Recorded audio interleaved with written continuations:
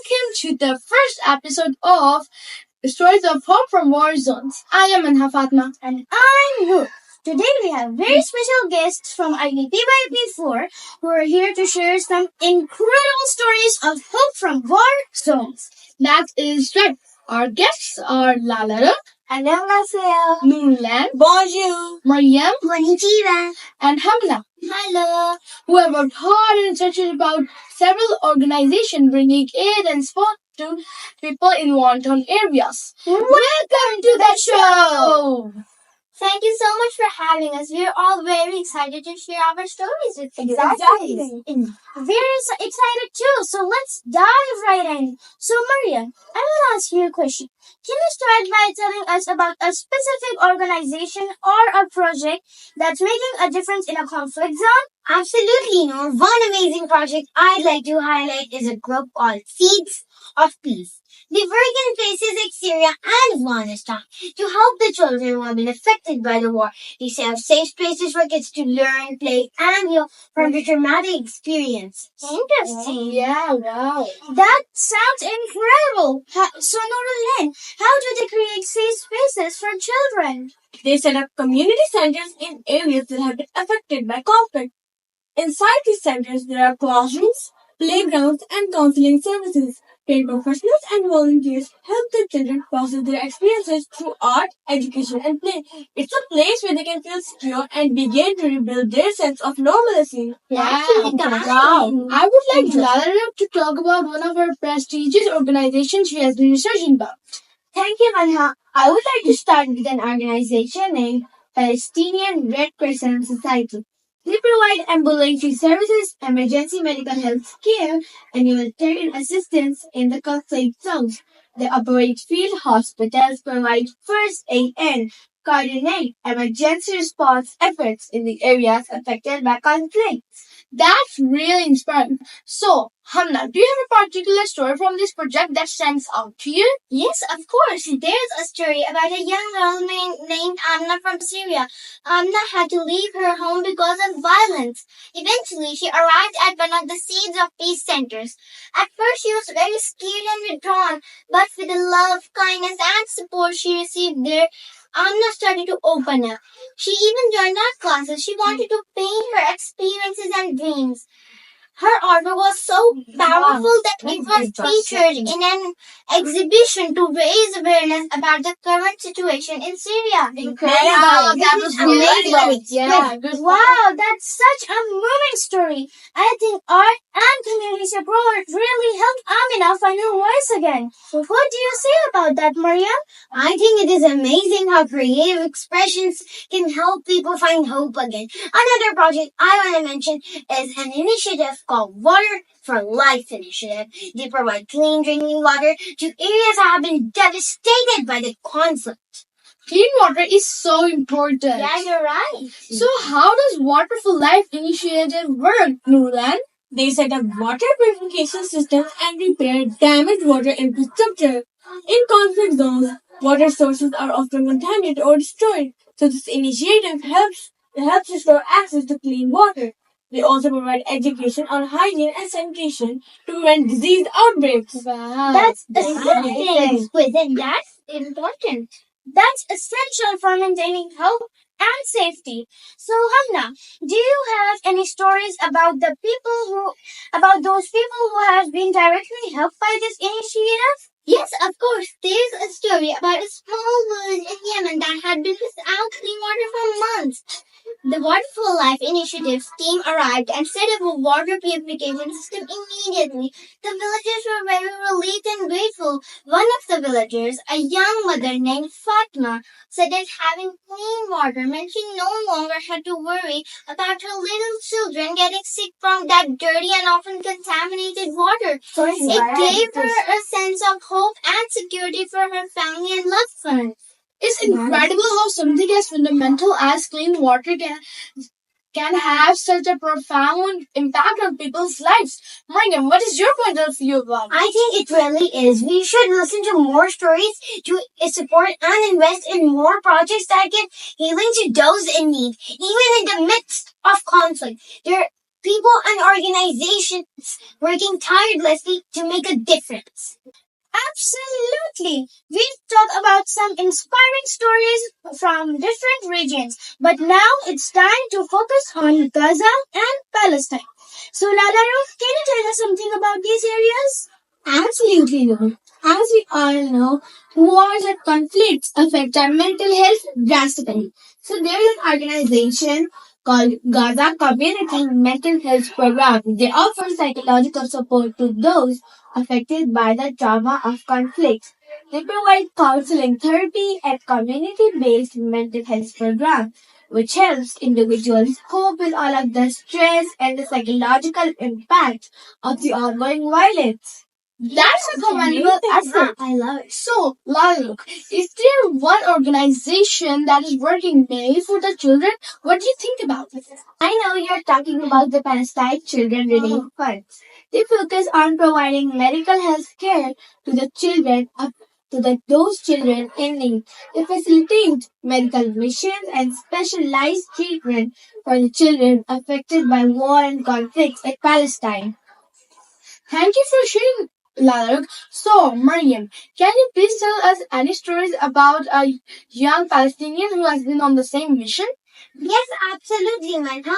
I would like to tell about Mariam Farhad. Mariam Farhad is a young activist from Gaza. She has been on several missions focusing on providing relief and support towards families that have been affected by the war and conflict. Mariam Farhad also volunteers with the local NGOs and distributes essential supplements and raise awarenesses about the displaced and injured individuals. It's truly appreciable how people are working in harmony to support each other. Now, I want Noor to talk about youth empowerment in Gaza. So, Noor, is there any purpose working for it? For Yes. this initiative? Yes, one remarkable project in Gaza is the Gaza Sky Geeks Initiative. It's a tech hub that helps young people in Gaza develop their skills in technology and entrepreneurship. Despite the challenging conditions, this program provides training and support for aspiring tech entrepreneurs. That sounds absolutely amazing. But how does Gaza Sky Geeks help these young people, Hamna? They offer incredible coding workshops, amazing mentorship programs, and outstanding networking opportunities. Participants learn skills that can help them start their own business or help them find employment. The goal is to empower them with tools to create their own opportunities and contribute to the local economy on their own. So informative, nice. Mariam, do you have a success story from this initiative? Yes, absolutely, Noor. There was a young man named Ahmed. Ahmed joined the program a few years ago with a dream of developing a mobile app.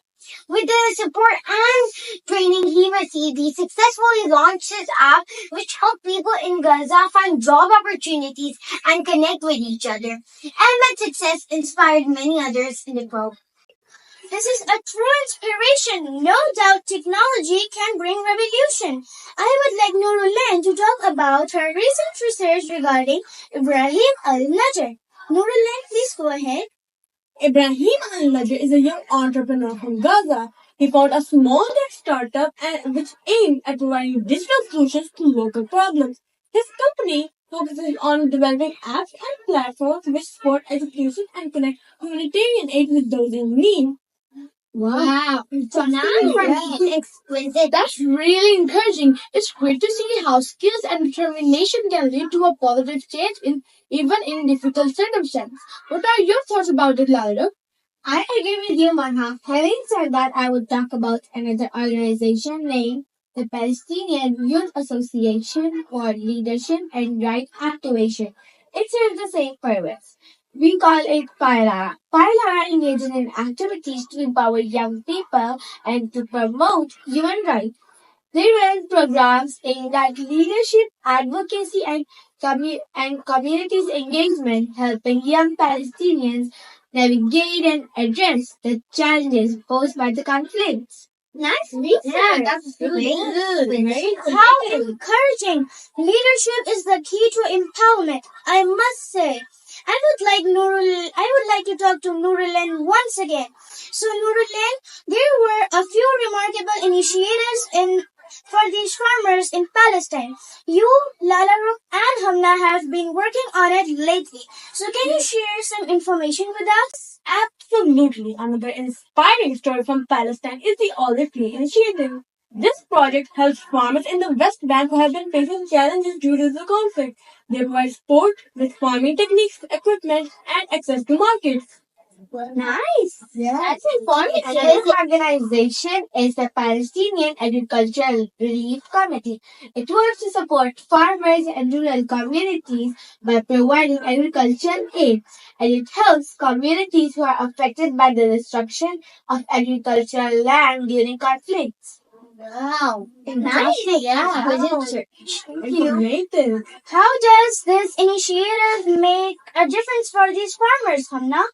The Olive Tree Initiative helps farmers by improving their yields with customers who actually value their products. This not only supports their livelihoods but also strengthens their local economy. One farmer named Samir had extensively struggled with his olive harvest due to lack of resources. But with the help of this initiative, he was able to increase his production and also sold most of his harvest at local markets. This project brought stability and hope into his family. Wow. It's incredible how these kinds of projects provide long-term benefits, right, Manha? Exactly. These stories from Gaza and Palestine, as well as the other regions we discussed, show that even in the midst of conflict, there are people and organizations working together to create hope and make a positive impact. Yes, Manha, we all must take initiatives to make a positive impact globally. And having said that, I would like to talk about our World Charity Day exhibition, where we integrated our SDGs to make a positive impact. Yes, you're right. We held an amazing event where we set up stalls selling items made from waste materials, promoting sustainability while raising funds for an important cause. And the cause was helping the people of Palestine. We made sure that the money we earned was donated through a proper channel, sending aid packages to those in need via Jordan. And I would love to hear from our incredible guest who are about this initiative. Yes, indeed. It was truly inspiring to see everyone's creativity come to life. Each stall displayed unique items made from recycled material, not only supporting the environment but also humanitarian aid and charity. We made sure every product we sold had a purpose, connecting our sustainable development goals, responsible consumption and production, and we show that small changes can lead to even bigger impact. The best part was knowing that all the funds we raised will directly help the people of Palestine, providing them with essential supplies through trusted channels. We ensure transparency, making sure every penny went to those in need. We, as the packages sent to Jordan, brought real relief to families. It's incredible to see how a local effort can create global change. Thank you everyone for joining us in this impactful and important discussion today. Our honor. We were guests. And thank you all our listeners for tuning in.